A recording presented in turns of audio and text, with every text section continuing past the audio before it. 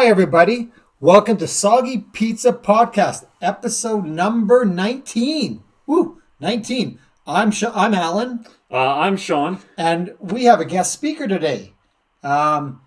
His name is Travis MacArthur. He's a lawyer. He also happens to be my nephew. Say hi, Trav. Hey, everybody. This Travis is our second guest speaker. We had our first guest speaker was Eric at the very beginning. Very first episode. That's right. That was episode number 1. And Travis is talking to us from his car on his way home from work in the snowstorm right now. How's the snow out there, Trav? It's brutal. Hopefully my mom doesn't listen to this because my mom always gets worried, but yeah, you can barely see anything. You know, winter is finally hit for December 21st, eh? Yeah, we can't complain, right? It's 3 weeks into December. Normally there's a lot more snow on the ground, so, you know what, I'm not complaining. No, we can't. No, we're doing pretty good. Yeah. So Trav, so you're a lawyer, right? How long have you been a lawyer for? I got called to the bar in 2013, so I was done law school in 2012. And how long? Wow, you've been a lawyer for 8 years. Have you enjoyed it? Really, have you enjoyed it? Some days, I mean, it's like any gig, right? There's good days and bad days, and there's things you like and things you don't like. I mean, overall, on the whole, it's not a terrible way to make a living, but there's easier ways to make better money, and I think I say that. You've probably heard me say that quite often. I've heard you say a few times.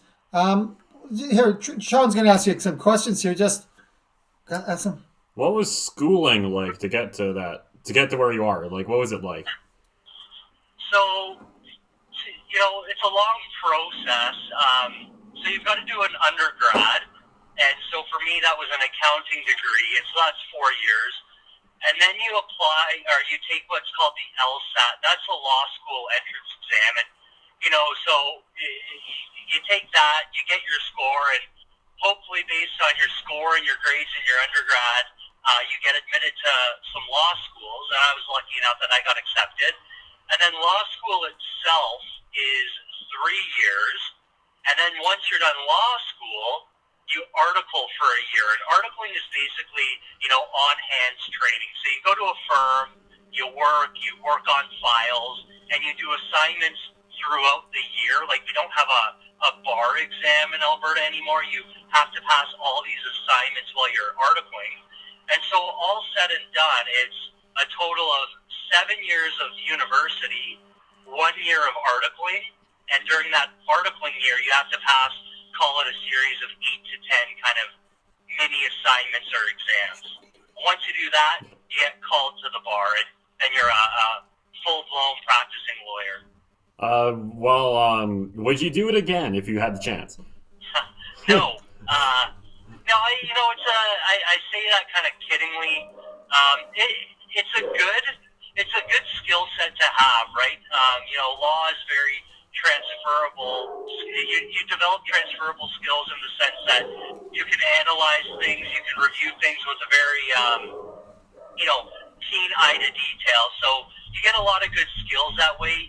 And, when I articled at a big firm, and, big firms at the time I was going through it were happy to have one person from their articling year become a partner. And I articled with 12 people. So what that means is, 11 out of 12 people move on to do something different, maybe go to another firm, but a lot of those people end up stop practicing law and do something different, whether it be, go into business or go in house at an oil and gas company or whatever the case may be. But I would say a lot of folks that end up with law degrees practice for a few years and then end up doing something else. But you had 8 years of schooling, basically. You could have been a doctor if you so desired, right? If I was smart enough, yeah. Well, you don't have to be smart to be a lawyer? For me, I would have loved to be a doctor, and I look back now and say, it'd be fun to be a doctor or be different, but, I'm not good with blood and things like that, so certainly, I never saw myself going that route, but, absolutely, the time frames are are very, very similar. It's a bit of a drawback if you don't like blood and you want to be a doctor. It kind of really defeats it, doesn't it? It's like being a lawyer and not liking to read, right? Yeah, you could be in trouble. Yeah. So you don't have to write a bar exam. When did that change? So that was the case for me in 2012. Oh, And okay. it had been a few years. So I'd be guessing, to be honest, but I'd say 2008, 2009, maybe even before then. So being a lawyer, you're in a good. So what's your firm now? What's the name of your firm that your partner's in now? KH Dunkley Law Group. And how many lawyers are in your group? So we've got 5 lawyers. Are you all partners in it, or just you and your No, partner? so there's myself and I've got one partner. So there's 2 partners. It's our firm. We own the firm, and then we've got 3 lawyers. That I guess you could call them associates. We don't call them that, but they're lawyers that are not partners with us. And then we've got a support staff of about, I think, 13 or 14 assistants and paralegals and things like that. So will you grow? Will you grow? Is your intention to grow bigger, or you're at a good size now? Because I've said this to you many times because I've worked with you. You've lived with me. Bigger isn't necessarily better. Yeah, there's something to be said about organic growth, and what I mean by organic growth is getting to a point where you're just have constant referrals that there's a need to expand the team and grow that way. And then there's other, what I would call forced growth or quick growth. And that's where you just try and get big because you think bigger is better. And that's not always the case. We're lucky in that, we're a very high volume firm, and we're quite busy. And so we're at a point where we are looking to grow and expand, but it's only because we've got the volume of work to require that. But you're right, bigger isn't always better. We like the idea of being small because, some people get intimidated by big firms. We can keep our overhead down by being smaller, therefore being more cost effective. So, growth isn't always the best thing, but for our firm right now, we are looking to grow because we think that's the right move for us. And it's not big growth, it's incremental growth, hire a new lawyer here and there, maybe practice in some other area of law. But we're doing it, we're taking our time and we're really trying to plan it the best way we can. That's a good plan. You know what you're going in for. You know what you're going at too. Yeah. If you gave Sean, tell me what you applied for next year university. Oh, yeah, I did computer science. But you applied for it. Yes, I had to. You applied for what? Computer science. And? Oh, computer science as the first choice, engineering as the second choice. Probably not going to get engineering because computer science is easier to get into, but I applied for both just in case. But so you stayed here in Calgary. You went to Lethbridge, U of L, and then Calgary. Was that if you had to do it again, would you stay here over again in Calgary? For law school? Yeah. I'm a big proponent, and I only went 2 hours away to U of L, but I'm a big proponent of going away for school. And I know Alan is a father, and you're probably not going to want to hear that, but you certainly get a different perspective, right? When you're out and you're on your own and doing it for yourself.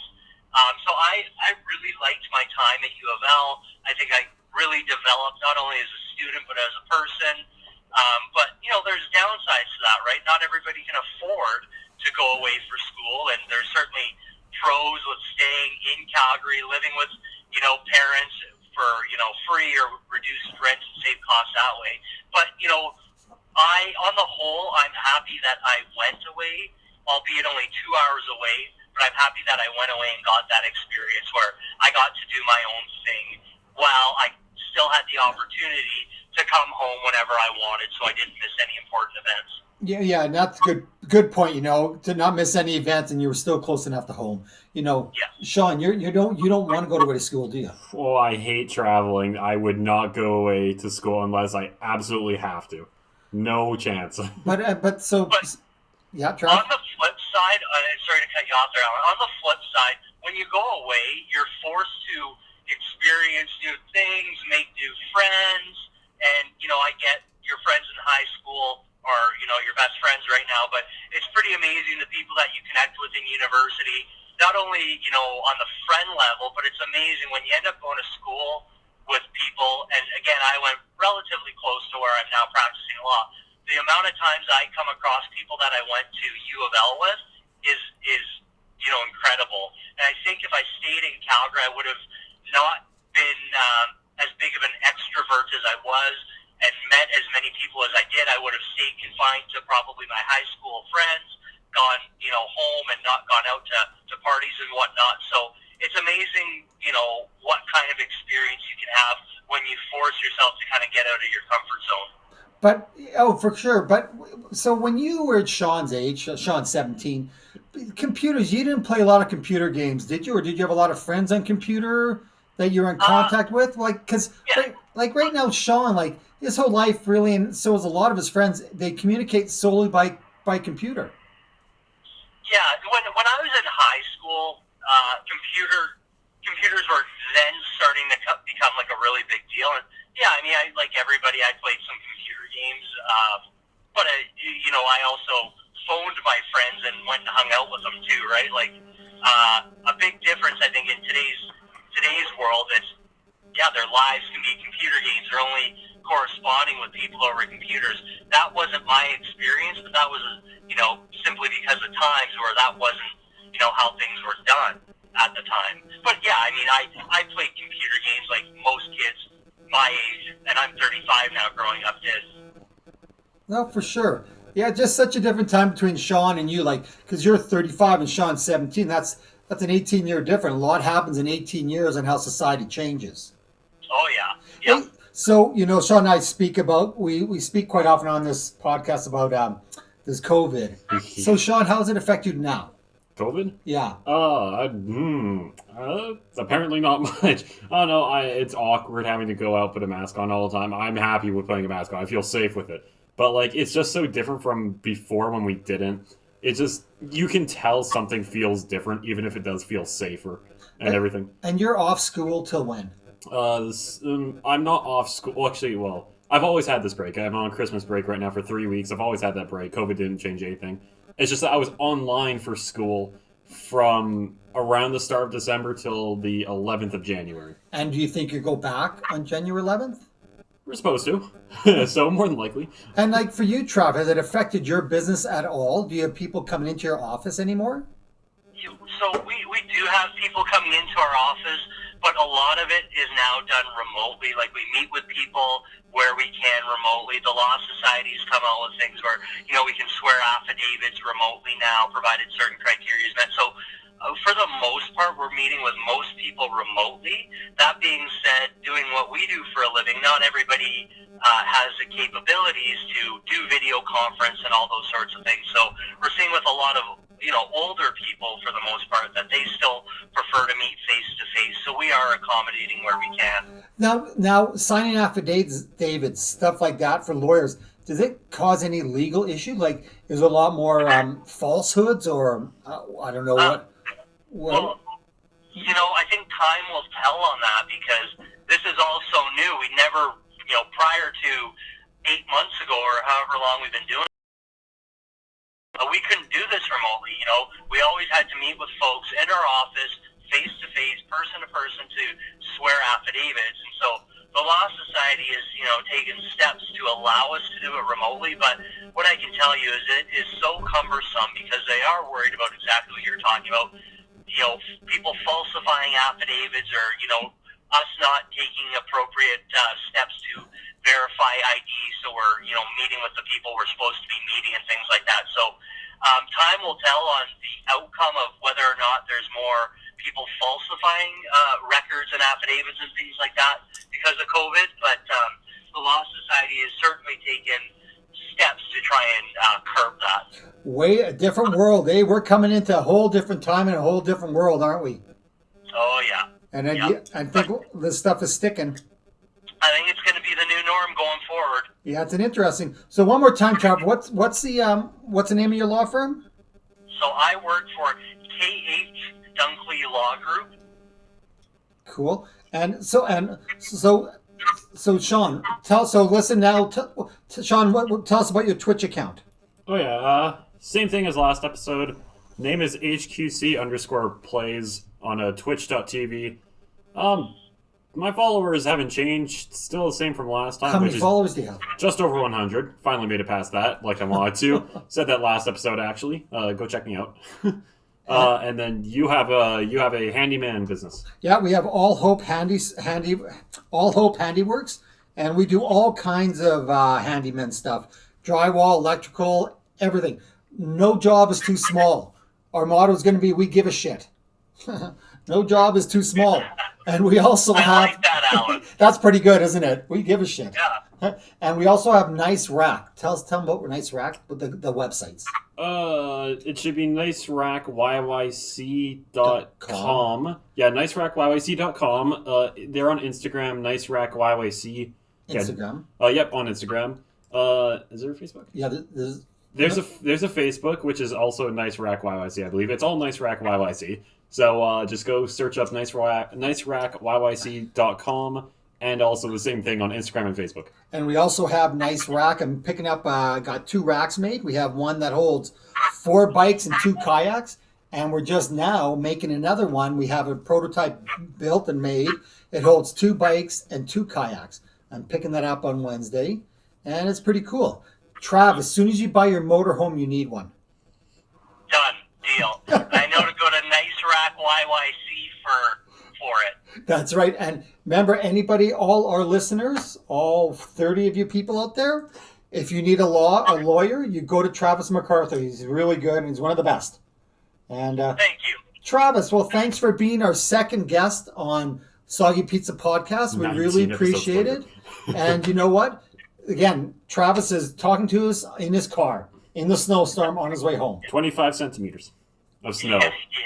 And guys, I won't hold it against you that I'm not the first guest speaker, all right? Okay, but you're the second. First one you do for practice, second one you do properly. That's you. That's right. That's right.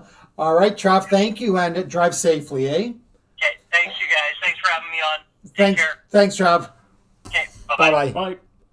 Well, all our listeners, that was Travis MacArthur, and giving us just saying what it takes to be a lawyer and what it's all about. What do you think? Cool. I mean, it was more just, I don't know, so far it's just an explanation of what the life was like to get to be a lawyer and then the business side of it all. Yeah. Rather than the law side of it, but I don't expect to talk about the law side. That's pretty complex. Yeah, it is. But we interesting. We're gonna, if you want to be a speaker on our podcast, just let us know. We can do it remotely. It was pretty cool. That was a good one. Yeah, very That good. was really good. Yeah. Yeah, so thanks for listening. This was episode 19 of Soggy Pizza Podcast. I'm Sean. I'm Alan.